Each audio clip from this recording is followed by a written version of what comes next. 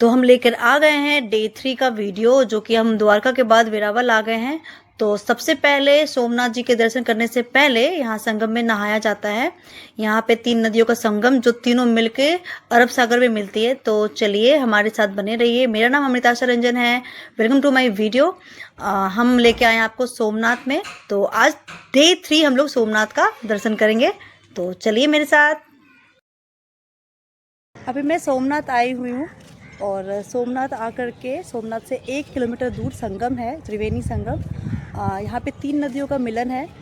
पहला तो है हिरन नदी, दूसरा कपिला नदी और तीसरा पौराणिक सरस्वती। ये तीनों का मिलन यहाँ पे होता है और यही मिलन के बाद ये आगे अरब सागर में जाके मिल जाती है। समुद्र के इतने नज़दीक होने के बावजूद ये पानी बिल्कुल भी खारा नहीं है, ना ही यहाँ पे बालू का एक भी अंश है।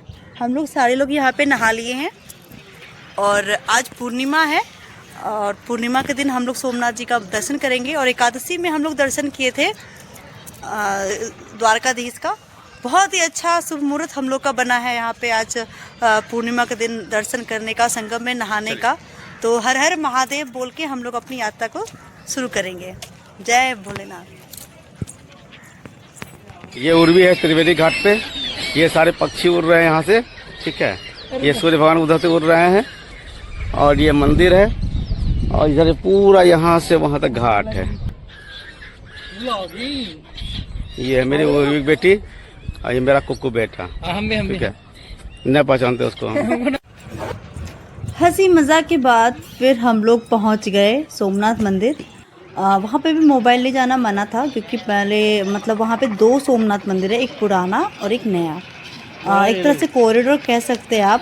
दिल्ली का जो अक्षरधाम है वैसे ही सेम टू सेम सोमनाथ मंदिर है वहाँ पे, नया वाला।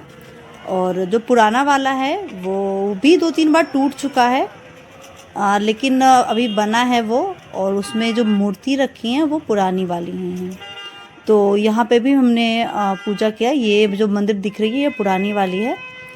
जिस होटल में हम लोग रह रहे हैं वहीं पर का सीन है, टेरेस पर का। बगल में मंदिर है, सोमनाथ मंदिर नया वाला, और पीछे समुद्र है।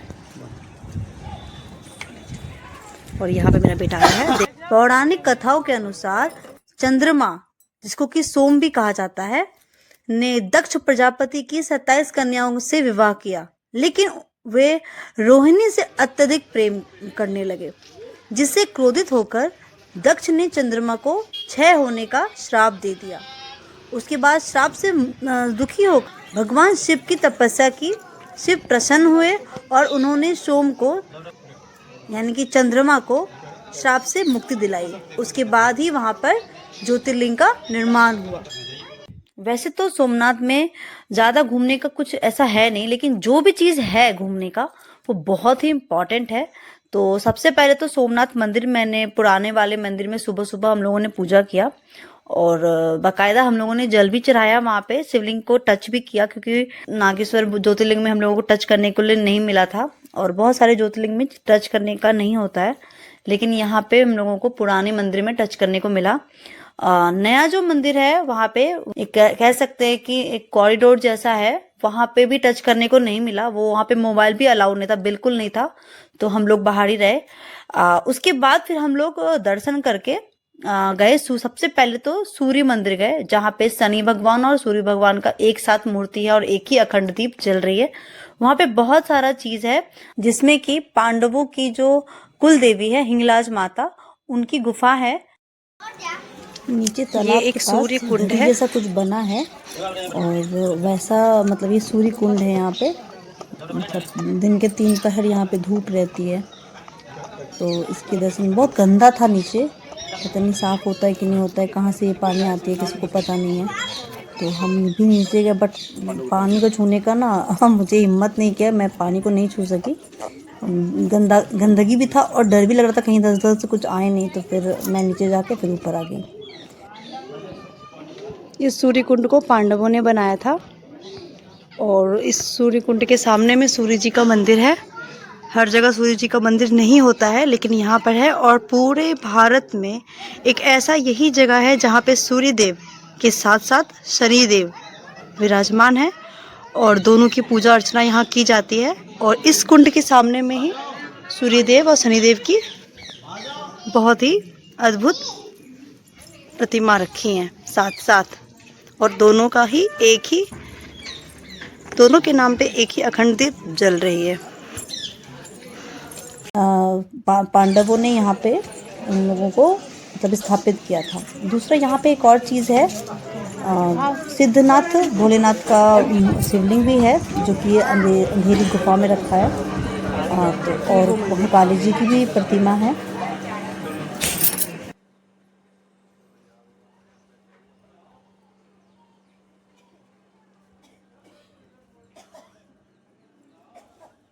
यही वो मंदिर है जिसमें सूर्य भगवान और शनि भगवान दोनों है। और देखिए अखंड दीप भी जल रही है यहाँ पर, और ये कंटिन्यू जलती रहती है।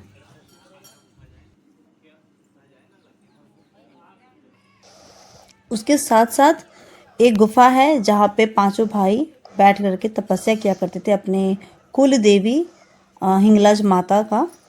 तो चलिए दर्शन करते हैं हिंगलाज माता का, और कोशिश करते हैं कि अंदर वीडियो बनाने का मौका मिले हम लोगों को। खरीदारी की कोई भी कमी नहीं है, हर जगह सीप और शंख मिल रहे हैं, हर जगह मोती मिल रही है यहाँ पे। तो दुकान हर जगह लगे हैं, ठीक है। यहाँ पे तो मसाले की भी दुकान बहुत सारे आप देखे ही होंगे अभी मेरे इस वीडियो में।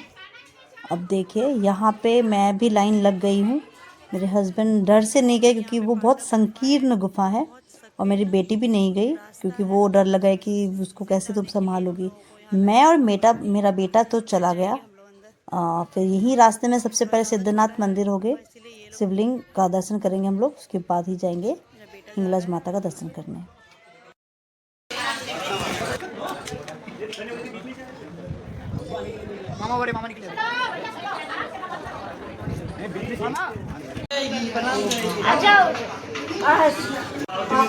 सिद्धनाथ महादेव यहाँ है, उधर हिंगलाज माता का है। पहले इधर एंट्री होगी,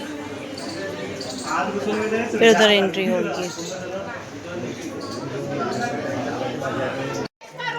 वो जो गुफा आप देख रहे हैं उसी गुफा में सिद्धनाथ बाबा जी का शिवलिंग रखा है, और उसके बगल में भी नाग वाला शिवलिंग रखा है। मैं ज़्यादा अंदर घुसी नहीं, मुझे ना भगवान के इस तरह का गुफा होता है ना, वहाँ बहुत मुझे डर लगता। डर मत नहीं कह सकते, आप कह सकते हैं कि मुझे विश्वास है, इसीलिए मैं ज़्यादा छेड़छाड़ नहीं करती। अरे इस कुंड में जाना है हम लोगों को। इस गुफा की खोज बाबा नारायण दास ने सन 1949 में की थी। कहा जाता है कि पांडवों को जब अज्ञातवास मिला था तब वे यहाँ ही आकर अपनी कुल देवी माता हिंगलाज की पूजा अर्चना की थी। अंदर में बिल्कुल पॉजिटिव एनर्जी था, और था तो बहुत छोटा सा जगह, लेकिन बिल्कुल भी दम घुटने वाला जैसा ऐसा कुछ नहीं लग रहा था। बहुत ही आनंद लगा अंदर जाकर के। मसाला कितने तरह का होता है वो उस मंदिर के बाहर आके पता चला, और हर तरह के मसाले, नवरत्न मसाले भी थे वहाँ पे, बहुत मतलब हर तरह का मसाला था। मैं तो बहुतों को जानती भी नहीं थी। उसके बाद फिर हम लोग वहाँ से निकल के गीता टेम्पल आए। यहाँ पे गीता मंदिर है जिसमें कि कृष्ण भगवान की ही मूर्ति लगी है।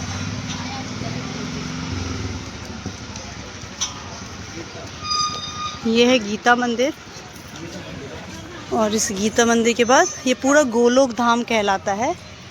यहाँ पे गीता मंदिर के अंदर श्री कृष्ण जी की मूर्ति रखी है गाय के साथ में, जो बंसी बजाने की मुद्रा में है खड़े।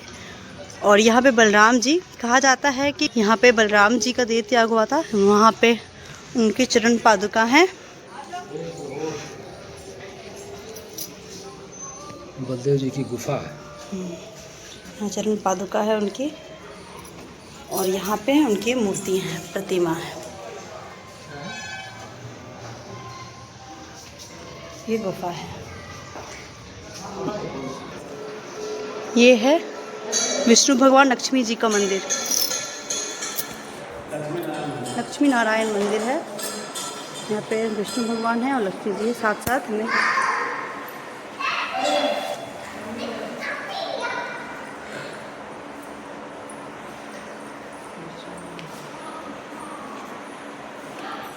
यहाँ भी इसी प्रकार बहुत ठंडक है, और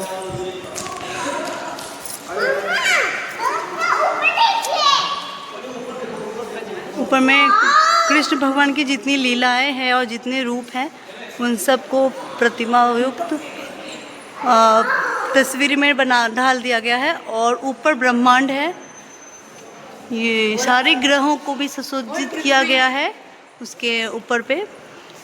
और हर एक अवतार को फोटो के माध्यम से दिखाया गया है। बहुत ही मतलब आँखों को तृप्त कर रहा है ये सारे जो पिक्चर लगे हुए हैं।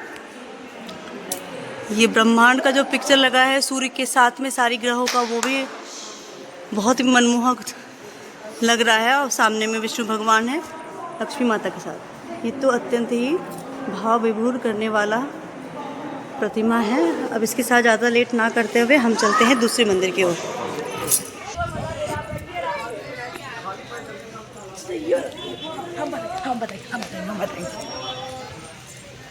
अब ये है काशी विश्वनाथ जी, इस शिवलिंग के साथ में है। ये देखिए काशी विश्वनाथ जी महादेव हैं यहाँ पे।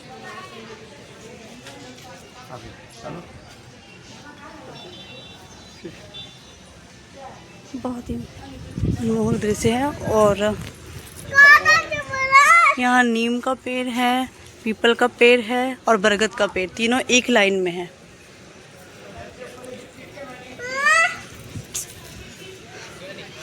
यहाँ पे कुछ लिखा हुआ है, श्री कृष्ण निज धाम प्रस्थान तीर्थ यहाँ पर है। इसको गोलोक धाम तीर्थ के नाम से जाना जाता है। यहीं पे यह प्राचीन पावन तीर्थ वेरावल से प्रभास जाने के मार्ग पर स्थित है। कथानक अनुसार मद्यपान के से चूर यादवों का परस्पर कलह में संहार हुआ। इससे रिवन्न होकर भगवान श्री कृष्ण भगवान श्री कृष्ण ने यहाँ पीपल के पेड़ के नीचे अपना बायां पैर दाहिने तरफ रखकर योग समाधि में बैठे। तब जरा नामक व्याध शिकारी ने भगवान श्री कृष्ण के चरण कमल को मृग का मुख समझकर तीर मारा। व्याघ्र का यह तीर भगवान श्री कृष्ण के बाहिने बाँव में तलह में लग गया। जब व्याध अपने शिकार के समीप पहुंचा, उसने देखा उसका शिकार एक मृग नहीं परंतु एक यादव पीताम्बरधारी पुरुषोत्तम थे। वह भयभीत होकर अपने अपराध की क्षमा मांगने लगा। तब भगवान श्री कृष्ण जी ने उसे आश्वासन दिया, जो कुछ हुआ है वो मेरी इच्छा से ही हुआ है। ऐसा कहकर व्याध को क्षमा कर दिया और अपनी कांति से वसुंधरा को समव्याप्त कर के निजधाम प्रस्थान किया। तब यहाँ व्याध ने भगवान श्री कृष्ण को भल मारा यानी वान मारा था, इसलिए इस स्थान को भालका तीर्थ कहा जाता है। तब भालका तीर्थ में कृष्ण के पाँव में तीर लगी और वो मूर्छित होने लगे, तो उनको वहां से बलराम यहाँ लेकर के आया और इसी चरण पादुका के जगह पे वो वहां पे इसको लेटाए थे और अंतिम सांस यहीं पे लिए थे श्री कृष्ण ने, ऐसा कहा गया है। और इसीलिए ये पावन धाम गोलोक धाम कहलाता है। उसके बाद यहीं से वो सागर के किनारे उनका अंतिम संस्कार होने के लिए लेके चला गया था। जितने भी यादव वंश थे वो सारे यहीं पे आए थे कृष्ण को देखने के लिए। कृष्ण के मरते ही उनकी जो द्वारका नगरी थी वो डूब गई थी, तो इसीलिए सारे यादव कुल यहीं पे आए थे। यहीं पे उनका अंतिम संस्कार किया गया। क्या है इधर? तपोवन रास्ता। अच्छा, उधर तपोवन रास्ता है। तपोवन एक वन होता है ना, उसमें जहाँ तप किया जाता है। जहाँ तप किया जाता है। यहाँ है ओमकारेश्वर महादेव।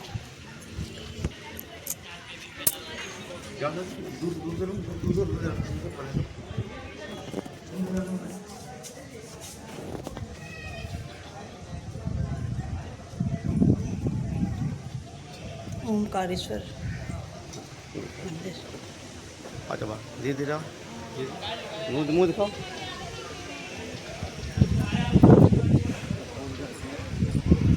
यहाँ हवा बहुत ठंडक है, इतना धूप है यहाँ पे, इतना तेज धूप है, लेकिन फिर भी हवा जो चल रही है वो बहुत ही विश्राम करने लायक है। लोग बैठ जाएगा तो निश्चिंत हो जाएगा। और यहाँ पे सिर्फ और सिर्फ पेड़ पौधे हैं, इसीलिए तपोवन कहा जाता है। पेड़ पौधा सिर्फ है और तालाब है, लोग बैठ के ठंडक हो करके तपस्या कर सकते हैं, तप कर सकते हैं, ध्यान लगा सकते हैं, क्योंकि यहाँ पेड़ पौधे से पूरा युक्त ये वर्ण है। ज़्यादातर यहाँ बरगद का पेड़ है, नीम का पेड़ है और पीपल का पेड़ तो बहुत ही ज़्यादा मात्रा में है।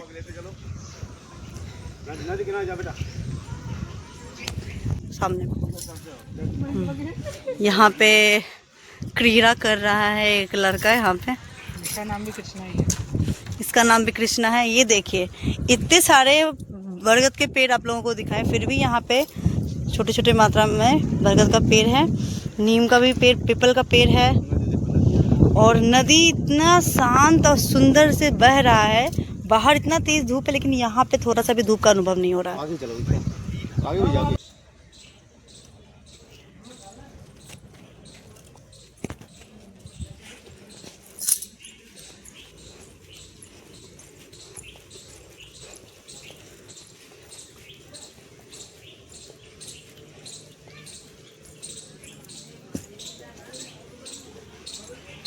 यहाँ पे अंतिम शिवलिंग भीमनाथ महादेव का है। तो शिवलिंग है जो कि नाग के साथ है और उसको पूरा लॉक करके रखा गया है ताकि कोई बाहर जानवर ना घुस जाए अंदर।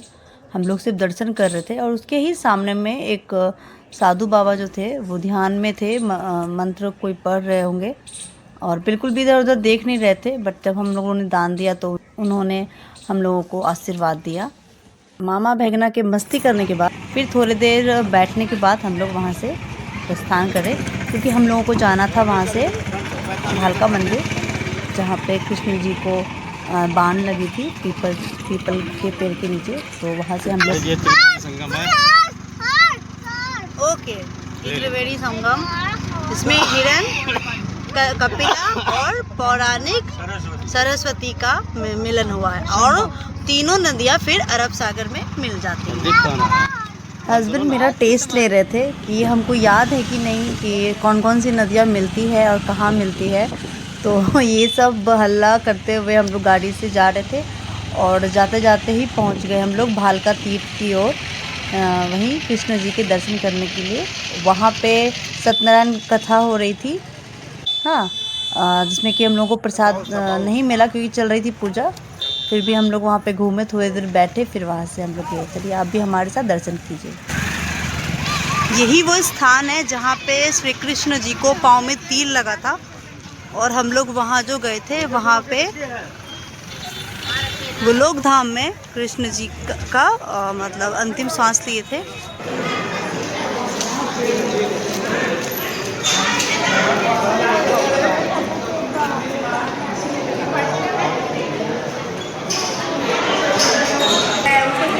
यही वो पेड़ है जहाँ पे कृष्ण जी को बाण लगा था और कृष्ण जी बैठे हैं और जिन्होंने कृष्ण जी के ऊपर बाण चलाया था उनकी भी प्रतिमा है। इस साइड बैठे हैं, देखिए भील जाति के जो थे वो उनकी मूर्ति यहाँ है, उनके द्वारा तीर लगी थी इस पीपल पेड़ के नीचे, जो कि आज भी हरा भरा है और पत्ते हैं उनमें। कृष्ण जी की मूर्ति उसी अवस्था में बनाई गई है जिस अवस्था में वो बैठ के विश्राम कर रहे थे पीपल पेड़ के नीचे, और उनकी जो चरण कमल है वो भी उसी दिशा में है जिधर वो रखे हुए थे। भगवान श्री कृष्ण को जरा नामक एक बहेलिये ने तीर मारा था, उनकी भी मूर्ति है यहाँ पर और उसी अवस्था को दिखाने के लिए वैसा ही मूर्ति बनाया गया है और क्षमा मांग रहा है वो जरा। और वही पेड़ है और उसकी जो एक शाखा है वो बस मंदिर के खिड़की से बाहर निकल के ऊपर चली गई है।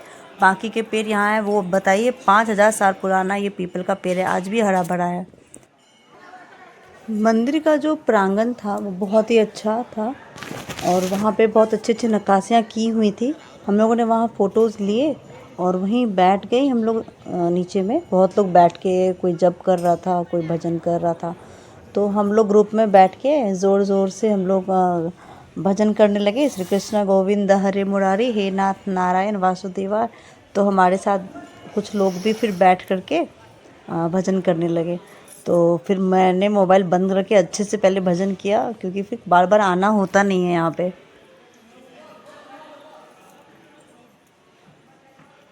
गैया का तो लीला ही महान है, क्योंकि जब से मैं आई हुई हूँ द्वारकाधीश जब से आई हूँ, तब से हर जगह मुझे गाय ही दिखती है। उनके जो सींग होते हैं वो बहुत मोटे होते हैं, कद के तो थोड़े छोटे होते हैं यहाँ के गाय, और मोटे मोटे सींगों वाले होते हैं।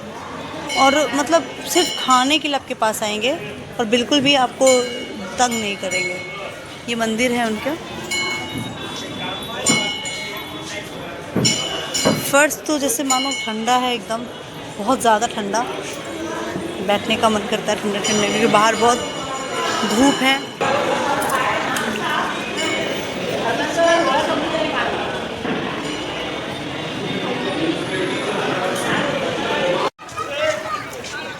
श्री प्रगटेश्वर महादेव, हम लोग जहाँ भी जाते थे घूमने के लिए, वहाँ पे 2-3 शिवलिंग स्थापित मिलते थे, कुछ अलग अलग नामों से, और मतलब पूरा मंदिर बना दिया गया था, और हर जगह मंदिर थी भोलेनाथ की, हर जगह। कहते हैं कि भोलेनाथ का मंदिर जो है वातावरण को शुद्ध करता है और रक्षा भी करता है। तो इसी सब का दर्शन करके फिर हम लोग निकल गए और पहुँचे शारदा पीठ में। वहाँ पे कामनाथ भोलेनाथ का शिवलिंग है। कहते हैं कि यहाँ 5 पांडवों ने पूजा किया था। तो कोई कहते हैं कि यहाँ 5 ऋषि थे जो कि शिवलिंग का स्थापना करके पूजा अर्चना की थी, अपने तप के ध्यान में रहे थे। तो वहाँ भी एक छोटी सी गुफा थी जहाँ पे ये लोग बैठ के, हम लोग वीडियो बनाने का ऑर्डर मिला था, हम लोग कर सकते थे वीडियो वहाँ पे। तो वहाँ पे भी हम लोगों ने दर्शन किया। उसके बाद वहाँ से हम लोग निकल गए बीच के लिए, सोमनाथ बीच का दर्शन करने, जहाँ पे 5 शिवलिंग अपने आप प्रकट हुआ था। यहाँ पे स्वयंभू शिवलिंग है जो खुद से प्रकट हुआ है। चलिए आपको दर्शन करवाती हूँ मैं। स्वयं प्रकट हुए शिवलिंग को ही स्वयंभू शिवलिंग कहा जाता है। तो अभी गाड़ी वाले बता रहे थे कि समुद्र का पानी जो है वो यहाँ तक रहता है, रात को यहाँ पे आ जाती है सीढ़ी तक, और धीरे धीरे 2-3 बजे तक वो नीचे चली जाती है, और फिर शाम होते वो आने लगता है ऊपर। तो देखिए यहाँ पे पानी भी है।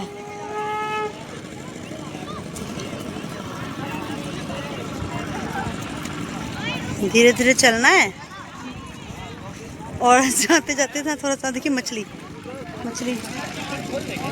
भी, छोटी छोटी मछलियाँ हैं।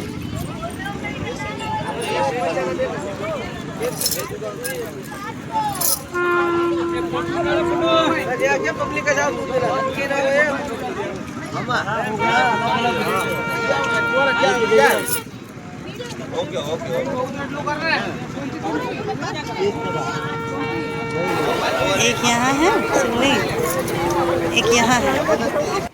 अभी दोपहर के 2 बज रहे हैं और शिवलिंग बाहर दिख रहा है, मतलब कि पानी घट गया है और धरती हमें दिख रही है शिवलिंग के साथ। लेकिन जैसे ही शाम होने लगेगा, 5-6 बजेंगे, तो सुबह के 12 बजे तक बिल्कुल पानी इसी तरह, देखिए शिवलिंग समुद्र के अंदर रहता है और पानी बिल्कुल शिवलिंग को छूती रहती है, नहाती रहती है, शिवलिंग का अभिषेक करती रहती हैं, और इतना मनमोहक दृश्य होता है ये। और बाकी के समय वो दोपहर में बिल्कुल पानी घट जाता है और वहाँ पे शीप बेचते हैं लोग, और वहीं शिवलिंग के पास पूजा अर्चना भी होती है दोपहर में। बाकी के समय में तो वो पानी के अंदर रहती है, दूर से ही नज़ारा लिया जा सकता है। बहुत ही अच्छा लग रहा है देखने में।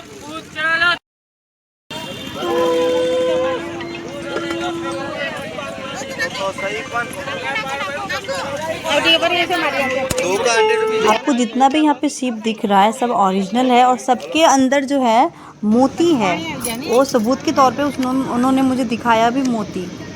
देखो इसमें है, इसको दिखा दो खोल के। ओ भैया, ओ आधा खुला ही है, इसको से दिखा तो दो। यहाँ तो ऐसे से दिख रहा है, नीचे अंदर दिख तो रहा है, अभी खोल के दिखा दो। एक शिप का दाम 150 रुपये था। आपके नसीब में एक शिप में कभी 2 निकलते, कभी 4 निकलते, कभी 3 निकलते, कभी 5 निकलते, वो आपकी किस्मत का होगा। लेकिन एक शिप का दाम होगा 150 रुपये। भाई मैंने बहुत मना किया लेकिन फिर भी रेट कम नहीं किया, तो उन्होंने लेकिन एक सबूत के तौर पे मैंने बोला कि मुझे वीडियो बनाना है भैया, प्लीज़ मुझे दिखा दो। तो वो बोला मैम खरीद लो। बोले मैं खरीदूंगी नहीं, क्योंकि मैंने ऑलरेडी द्वारका में खरीद लिया, द्वारकाधीश में खरीद लिया था मैंने मोती। तो उन्होंने कहा, मतलब उनको कहा तो वो जो है ना मुझे करके दिखाए। ऊपर से बगल में भैया लोग भी ले रहे थे, तो उनका भी जब फोड़ा गया तो वो भी मैंने वीडियो में कैद किया। अब देख के बहुत ही एक्साइटेड, मुझे तो बहुत मज़ा आया। गिर गया जा। ओ भैया इधर आ जाओ, भैया इधर आ जाओ, समुद्री शिवाना मोती इधर मिलेगा, ले लो भैया, दो ताजा निकाल के मिलेगा, लाइव निकाल। अरे वो मैंने नहीं निकाला, मैंने वहाँ से लाके यहाँ रखा। क्या इसमें से मोती मिलेगा ताजा? कोई बात नहीं, मत ले, देखने का पैसा नहीं। पहली बार सच्ची बात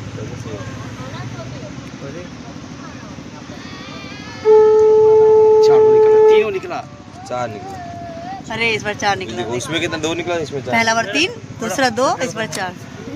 चलो खरीद लिए, खरीद लिए। दो धोखे दे दे भैया, ये मोती किसी और पहनाओ, दिमाग शांति रखता है।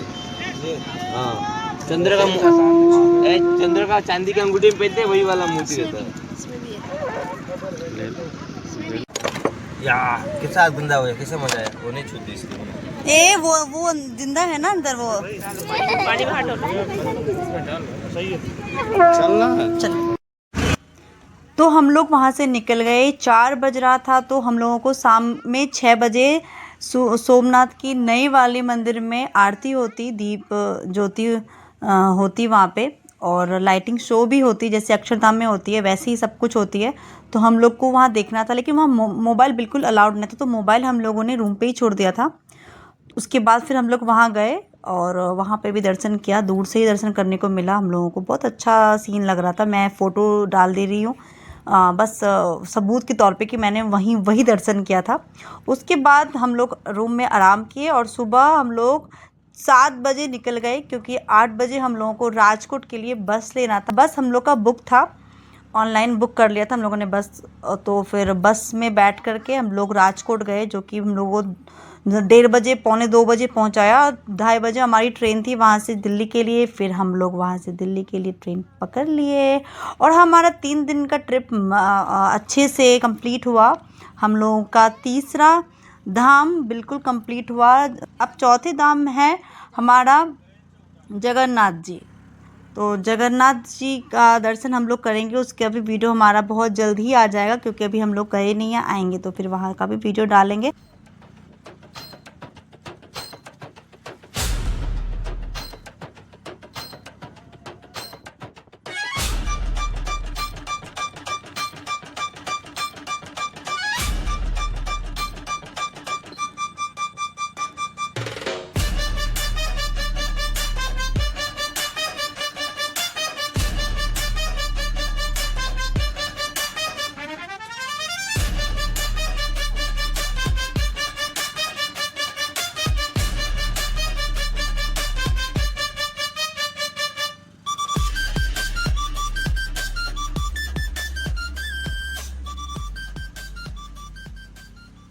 आशा करती हूँ कि हमारा जो वीडियो क्वालिटी है पहले से अच्छा हुआ होगा, और बनाते बनाते लोगों का आत्मविश्वास बढ़ता है और कमेंट्स लाइक के कारण भी आत्मविश्वास बढ़ता है। तो हम लोगों को थोड़ा प्रोत्साहन मिल जाता है कि चलो हाँ मेरा तो अच्छा बन रहा है, तो लोगों को अच्छा लग रहा होगा। कोई ऐसा कुछ लाभ होता तो है नहीं, क्योंकि मेरा चैनल अभी तक मोनेटाइज नहीं हुआ है, मेरे आस पूरे नहीं हुए हैं। तो आशा करती हूँ कि जल्दी ही मेरे भी आस पूरे हो जाएंगे और मोनेटाइज हो जाएगा। तो जब भी मोनेटाइज होगा तो मैं ज़रूर आप लोगों को बताऊँगी, और बने रहिए मेरे सारे वीडियोज़ के साथ में, और बस एंजॉय कीजिए हमारे साथ। और मैं थोड़ी भक्ति भावना रखती हूँ अपने अंदर, तो बोलिए ज़ोर से, जय भोलेनाथ, जय द्वारकाधीश की जय हो। अगर आप मेरे चैनल पे नए हैं तो प्लीज़ मेरे चैनल को सब्सक्राइब करें, लाइक करें, शेयर करें, और बस इसी तरह बने रहिए। कभी कभी टिप्स मिलेगा आप लोगों को अच्छे। तो थैंक यू सो मच। मैं अमृताशा, बने रहिए ऐसे ही वीडियोस के साथ में। फिर मिलती हूँ आपसे नेक्स्ट वीडियो में, तब तक के लिए थैंक यू।